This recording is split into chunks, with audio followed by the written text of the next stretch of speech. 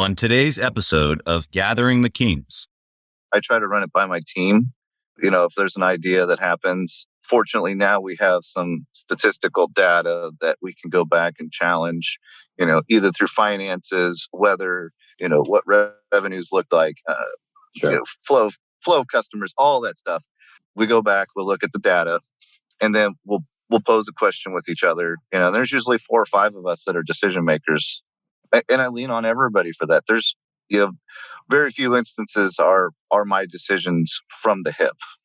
You are listening to Gathering the Kings with Chaz Wolfe, featuring fellow 7, 8, and even 9-figure business owners who have real battle scars from business and life, but have prevailed as the king that they are designed to be. We welcome high-performing entrepreneurs to the stage in order to reveal the real of the real on what it takes to build a successful business today. We dissect the good and bad decisions they've made along the way that give a true and accurate picture of the journey of success and how you too can get there. Through this dialogue, you will learn the value of growing your network and surrounding yourself with power players and kings like today's guest. Grab your pen and notebook because we're about to dive in. Hey everyone, Chaz Wolfe, Gathering the Kings. We're back today with Dan Nelson on the King stage. From construction worker to cannabis king of the Midwest, you're going to get a bunch of just real. Dan does a great job of not fluffing anything in his journey of grind. Man, this dude's a grinder, and I can't wait for you to hear it. All right, guys, Chaz Wolfe, I'm back, Gathering the Kings podcast. We got Dan Nelson. What's up, dude? Thanks for coming. What's happening? The listeners here didn't get to catch our first couple of minutes. We were off air talking about Dan's sanctuary he's in right now.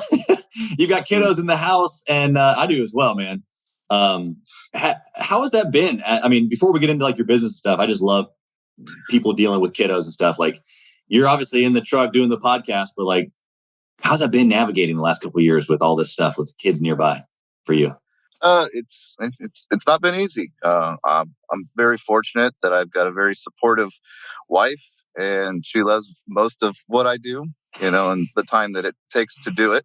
Yeah. And but no, yeah, it's been a crazy roller coaster, emotional, financially, just taking those risks and dives, and and then still coming home and seeing the little ones and making it worth every while to wake up and start all over again. Yeah, dude, that's so true. Okay, so tell everybody what kind of business you have. You're obviously a king in the business. Otherwise, you wouldn't be here. But tell us what industry you're in, what you're up to. So I'm in 2 industries. So I commercial construction, and then also the big one is we have 5 retail dispensaries, medical cannabis here in Kansas City area. Yeah, love it. Kansas City, fellow business owner. So it's so funny when we first got connected. Obviously, we didn't know of each other, and here we are, both owning multiple businesses in the same city. It just tells you how big the market is, like not Kansas City, but just in general business. Like, you can throw a little drop out there and nobody even, just a drop in the ocean type of a thing. So you're in the cannabis industry, and I know you're doing commercial construction. We're going to get into both of those. Tell us at this level, you kind of led into it a little bit with the kiddos, but tell us at this level, you got multiple businesses, you're doing some big numbers. Why do you keep pushing even at this level when you've quote unquote made it? I've never convinced myself that I have made it. And I think that's why I keep pushing myself. I joke with my wife every time we go on vacations. Are you excited? We're getting ready to leave. And I said, I don't get excited until the plane lands and I have no control over everything and we can relax and enjoy the trip. There you go. But I mean, I don't know. I have people that I've got people that lean on me, friends, family, the people that help me start these businesses, that they still rely on me to do things at the end of the day. So I wake up and with that anticipation, and it's not for not letting myself down, it's letting other people down as well that I'm concerned is. So it's not a healthy way to live life sometimes. But it's the way of a king, right? And so I've broken down some language, even in my own business journey around the kind of warrior to king transition. And some of that is like paying attention to those that are around you and influencing your community, taking care of your family, obviously. Do you feel like that has been always something that's motivated you, or has that been something that's grown as you've grown the businesses? It's definitely something that's always motivated me. I guess as we garner knowledge and create different avenues for ourselves, we create opportunities to help our families in different ways. It's funny. I've got my adopted carpenter dad. He just showed up in the driveway just to say hi. He saw me sitting out in the truck. So, That's awesome. so yeah, I was a union carpenter, and that guy actually just retired. I call him my carpenter dad. Because he took one for me, and he took me under his wing, and I've got good kids that work for me in both businesses that I want to be able to replicate and do the same. Yeah, it's been great. The give back there really is more than just you, and it's so interesting too that it stemmed from someone giving to you. I think that probably is relatable to anybody in the audience who feels the same way of wanting to give back. Usually it's because they were once given something, Yep. So, I mean, even from my perspective, I grew up single mom family, but we didn't have a whole lot financially, but man, she was there, she was there every basketball game, everything. And so I want to do that same thing for my kids. And obviously even for my employees, like you're talking about, just having people that you can pay it forward to. No, I will. I definitely know that tune all too well. I grew up, my brother and I, single mom. She worked 7 days a week. She was an office clerk at a company, and then she worked Denny's 3 days a week as a waitress. And then we didn't have much, but it's and that's part of it. Yeah. And then my mom, at the games, at football games, I could hear that one scream, and I was like, "Oh man, that's my mom." And then, yep. Yeah, but tell me if you relate to this. There was that slightly embarrassed moment. I remember those two because my mom was always the loud one too. But I'll tell you what, I wanted to perform too. Knowing what all that she had done the last 7 days or last 7 years for that matter, or whatever the time frame was that we were thinking about. When I heard that voice, it was like an extra boost of energy. You know what I mean? Mm-hmm. Do you get that in business too? Is that wife now? Is that kids now? What's the voice that you hear where you're like, okay, head down, here we go? Actually, right now, as of lately, it's been my teammates. I don't. When we want to put the team together for the cannabis company, I try to reiterate to everybody, there's no hierarchy. Once in our corporate side, we'll call it the corporate side. I don't care to call it that because we're really just a team that helps the other. We're the ancillary part of the company that helps run the business.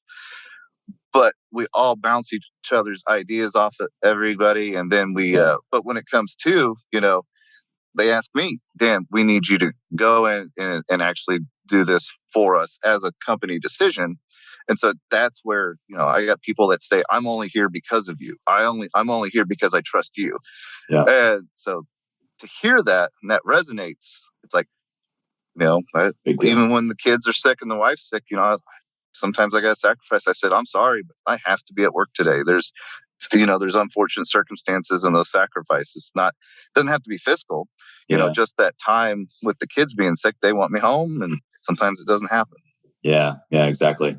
Good, man. Okay. So I think we've got a good perception of who you are and what you're up to. Let's go back into history a little bit and tell us how business started for you. Was it cannabis that first got you in business? Did you have the entrepreneurial bug before that? Where did it start for you? Yeah. So I was a union carpenter, and then I had an opportunity to go out and build and do some remodeling. So I started out in residential remodeling. Left the company I'd worked for 12 years. And then I'd always done stuff in the wintertime. As a concrete worker, you always picked up side work. So then, I took the jump, took the dive, and started teaching. I didn't know a lick about business. Didn't know a single thing about it other than I knew what things cost. But once you get into taxes and then the overhead, what does it physically take on a granular level to run a business? And that's where I started to learn on the construction side. And then I built a name for myself there. And then a group of friends came to me with a cannabis opportunity, and they said, well, Dan knows industrial and commercial build outs, and we're going to need some of those when we build these stores. Then I had operational sense already built in from my previous experiences. And then I just started to fit the mold better. And then as we grew the company, I moved into CEO after 3 years of being with the business. That's awesome. Yeah, a long history there of the journey and even the two different industries, how they've come together, but are so vastly different. I love how, just for a half second before we move on to some of the decisions you made and stuff, growing up single mom family, how do you think that that's affected you, either number one, getting into business, or how you make decisions in business? Like, how do you think those two things come together for you? Especially with the staff and the other people that, a lot of companies, I think, fail at, they look at everybody as a number instead of as a person. Sure. Yeah. So when I look at hiring people and I look at what we're doing for work today, or, if I know guys got to put food on the table, that's my responsibility that I took, and I gave them the opportunity to have a job. And if there's no work, I give everybody an opportunity to come out and mow, do anything that, at least for a few hours, and I'll pay them, just so I know that, so growing up with that, have a single mom and budget being tight, but also too, I go out of my way to try to teach people how to financially help take care of themselves, or what they can do to self-perform, on a budget, and where you can make mistakes and waste time and money where you should have spent it. So, and I know we're going to get into a little bit of that here. Yeah. I just think it's so good though, because not everybody obviously grows up in the scenario that you, and I as well, since it seems like we're the same, but we all have those kind of like determining factors. And for you, it was, we didn't have a whole bunch. I saw my mom get really creative. And so that stemmed out some sort of like a little bit of a regiment in you. It sounds like you're pretty regimented with at least finance, because you're teaching other people how to do it. Do you think that stemmed from just that, or was that from football, or was that a combination of the both, or that just just naturally what you're good at? How does that apply? No, I mean, I worked towards it through a lot of different things. Yeah. I was an Eagle Scout through high school. Yeah. And like you said, I've been fortunate to be growing up around a bunch of intelligent people. And so the best way that I can compliment them is show people and show them that I've reciprocated what they gave me. Yeah. And so as I learn from other people, I think giving back is that education and knowledge. Totally. Yep. I'm with you. Good. Okay. So let's get into some decisions. Along the way, obviously, you've built a couple different companies, but I want to hear a good decision that you've made, knowing that, most likely the listener here today is six figures and they're trying to get to that elusive 7-figure mark. What a decision that you made that they need to know about that they can also try to replicate? Don't wait. I made it, people can sit there and ho-hum over the best time when to jump in. You can forecast as best as you can. Sure. But one of the best decisions I ever made was go. Just do it. Just take that jump, take that dive. I mean, if you're looking for an overall encompassing picture, just get out there and do it. I love it, man. In that moment when you made the jump, to your point, was it like stemmed from, I don't want to do the job anymore, I want to do my own thing? Or was it that you had enough of your own thing happening on the side where you just said, okay, fine, like this is overtaking? Like, what was that transition like for you? It was hard, actually. It's both of those parts, in the heavy labor construction union part. I was making great money as a general foreman. I generally had 12 to 30 guys underneath my belt, and they but as I worked day in, day out with these guys in the trenches, it was it beat up my body, and it's like, do I want to continue another 15, 20 years of this? And then what's left of me when I retire? Right. The other part of me is, hey, you do have enough common business sense. Why don't you just go out and do this? So, it's making sure I had enough nest eggs saved to even go out and buy our first little truck that my brother and I bought together. Was a $6,000 diesel work truck. And we worked out of that for 6-8 months until we had to put a new motor in it. And then but yeah, it's a little bit of those, I wanted to change my career for my better health, being physically, mentally, which isn't true. I think there's ignorance and bliss. When I was out running the field, it was almost a switch. I could come home, turn it right off, and not until I jumped in the work truck did that switch have to come back on. Right. Business owner side, that's a 24/7. I think that's something everybody struggles with, and we all have our own personal switches. Totally. Yep. Yeah. There's a lot of that comes up in conversations with me and other owners of that switch, or other language that I've used is the, working on versus working in the business. And I think that there's always that caveat of like, man, I'm better at it, or I'm in my own way, or all those things that you're mentioning. So I think is totally applicable, especially for this conversation and the listener. So let's hop over to the bad decision. What'd you do along the way that was just a goof of a decision that you can share with us that we can learn from? Don't think you can do everything. So yeah, one of my bad, the bad decision making skills is I think we can do it all. When reality is I didn't do enough research, to make it more cost effective for myself. It ends up costing me more money in the long run. Sure. Killing my time, killing efficiencies, and so forth. So yeah, I think bad decision. Yeah. So for you, was it in the construction deal where you're trying to do, everything for everyone, or give us what that looked like for you on that side? Well, so like on the cannabis side, we thought that we could do everything tech side on our own, and there's so much software out there, and there's lots of new guys popping up, looking for angel funding, building their own programs to manage inventory, menus, POS systems. Sure.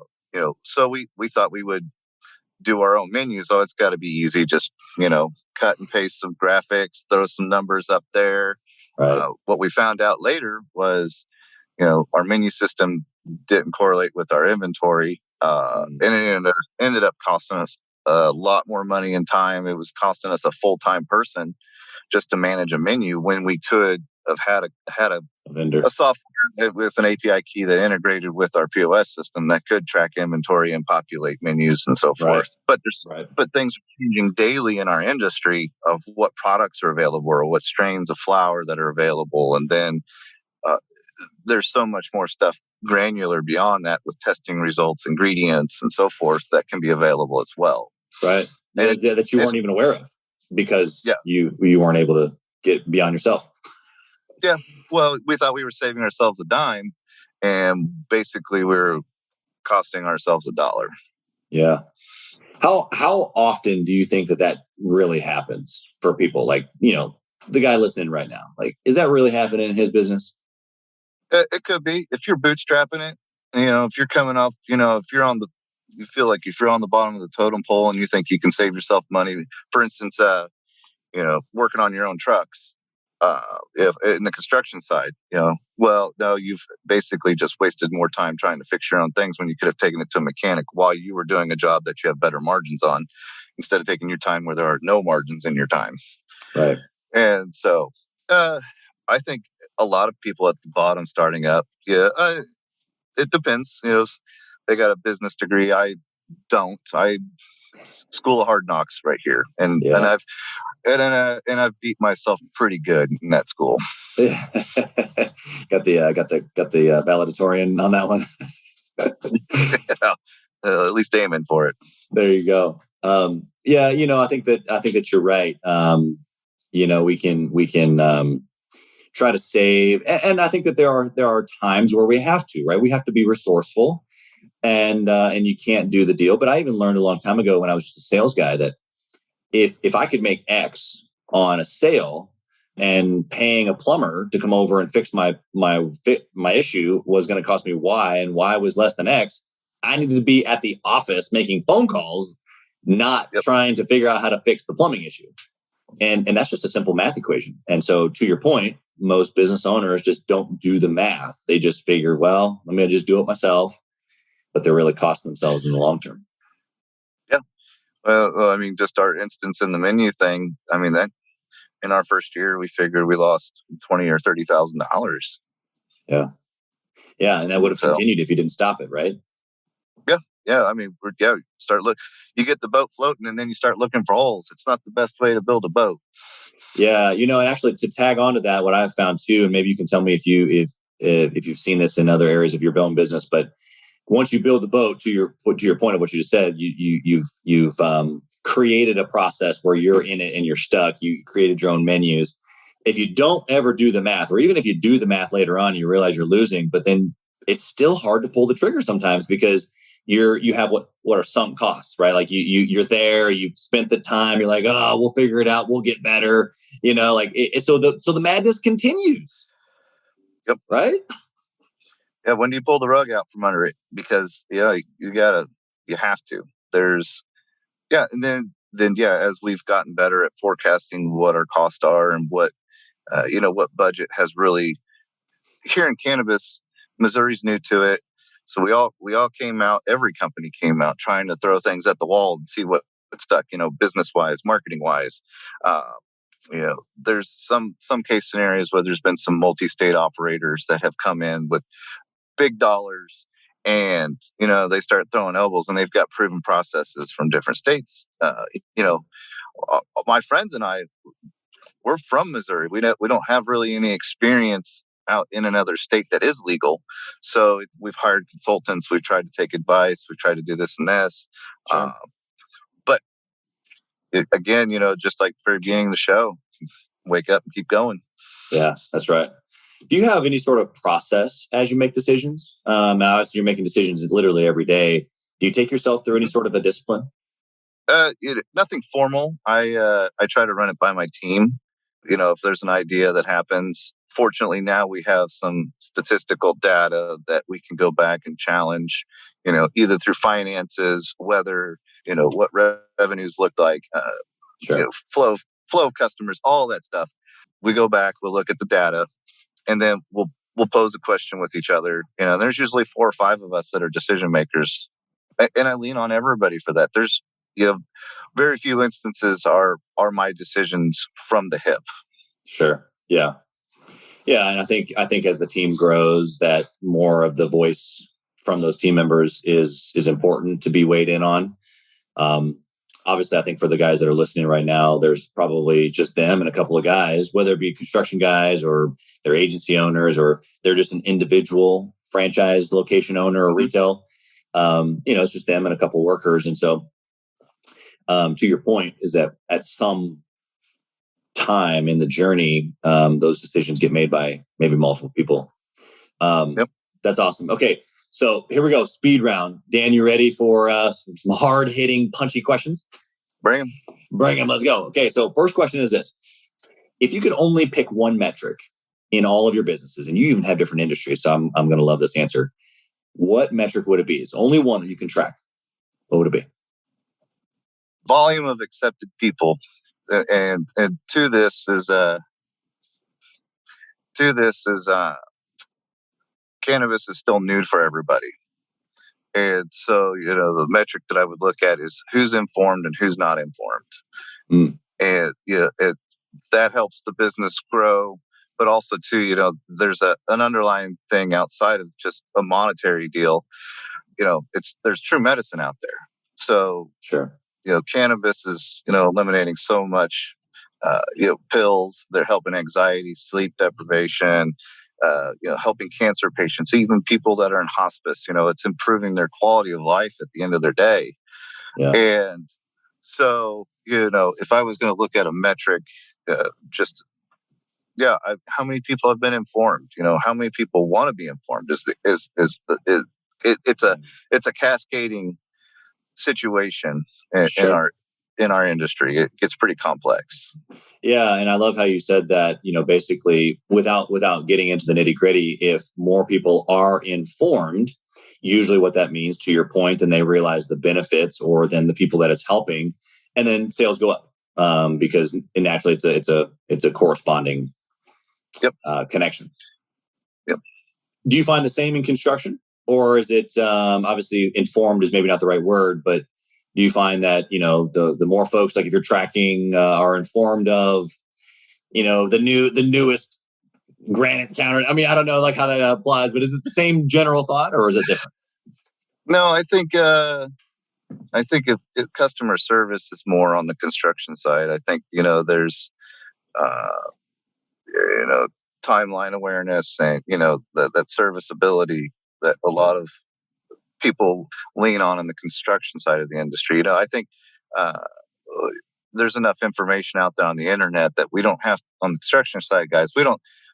Most of us don't have to go out there and peddle the next best thing. Most people already know what they want. And if not, we kind of lean towards designers and architects to help influence some of those decisions. But I think as a construction owner, serviceability, that customer trust, that level of trust that customer knows that you're going to get the job done. So yeah, 100%. All right, next speed round question. What book would you recommend for a 6-figure owner who's wanting to get to 7? It's more of a I don't know if it's a good financial book or not. It's more of a people book, but it's really popular. It's even a kid's book, The Little Prince. Huh. Okay, tell us about why that's your recommendation. It shows, I think it tears, people down to a level where it shows, the different types of people we run into life and imagination, and, not to forget that there's still a child in us, and that, that still influences how we make decisions some days. And some days, days are going to be hard, and they're going to be horrible, tough decisions that you got to make. At the end of the day, it's, you got to be light on yourself as well. Yeah. Yep. Absolutely. I understand that. Okay. Do you intentionally network and or mastermind with other entrepreneurs, Kansas City or nationwide? Yes. So we network through there's a trade organization that we meet with quarterly here in the state of Missouri it's called MoCan Trade. And there are other like-minded business owners. There's cultivation owners, manufacturing owners, dispensary owners, every faucet that touches cannabis here. And then I network through LinkedIn, and then still, like, I've had one of our security companies come to us and ask if, some advice on how to build their business some more. And I was like, nothing still beats a solid handshake, getting out there and making yourself present in front of people. That's right. Yeah. Just meeting new people. It can open up doors all over the place. That's for sure. Last question. And, this one, obviously you got multiple irons. And so we're going to take them both away. We're going to say all businesses is done. Your construction business is gone. Cannabis is no more. What do you do? What do you do? Hobby farm. Farm? Yep. Be on a farm. Okay. Just a little hobby farm. I want that retired horse, that retired cow to be buddies. Chickens, something self-sustainable. Yeah. And then a little fishing trip thrown in here and there. There you go. They said, "Hey, if the business is no more, let it be done. I'm going fishing." Yep. I love it, man. I think some other owners out there would be with you on that fishing trip if their business closed up as well. So anyway, well, dude, this has been incredible. Obviously, as a fellow Kansas City, and thanks for your time. And I just think that being in different industries, you bring a perspective, and I know that the listeners today have gotten just some real value listening to your very authentic answers. So I just really appreciate your time. If someone wanted to connect with you, Dan, how do they do that? Where do they find you? You said LinkedIn, maybe, or how else would they find you? Yeah. So Dan Nelson on LinkedIn, or you can hit us up on our Facebook, Kansas City Cannabis. We've got locations in Blue Springs, Kearney, Excelsior, and Lake Lotawana. And so, there's ways to find me. Just search for me. There you go. Love it, man. Well, we really appreciate you just taking a minute of your time, even in the car away from the kiddos, and downloading your mindset to us. And so thank you again for your time, and best of luck with all the projects that you have working on right now. All right. Thanks, Chaz. Appreciate it. Yeah. Thanks for listening to Gathering the Kings. We hope you got a ton of value today and learned a thing or two about taking your business to 7 figures and beyond. If you desire more and want a community around you to help you get there, I want you to go to gatheringthekings.com. That's gatheringthekings.com. And I want you to apply for our next Becoming a King 90-day intensive. We are extremely exclusive by nature as a group. What that means is that we're really wanting only the entrepreneurs who take their business and targets super serious to apply. So if that's you, you think you got what it takes to level up your business, I want you to go to gatheringthekings.com and apply. And we will see you on the other side.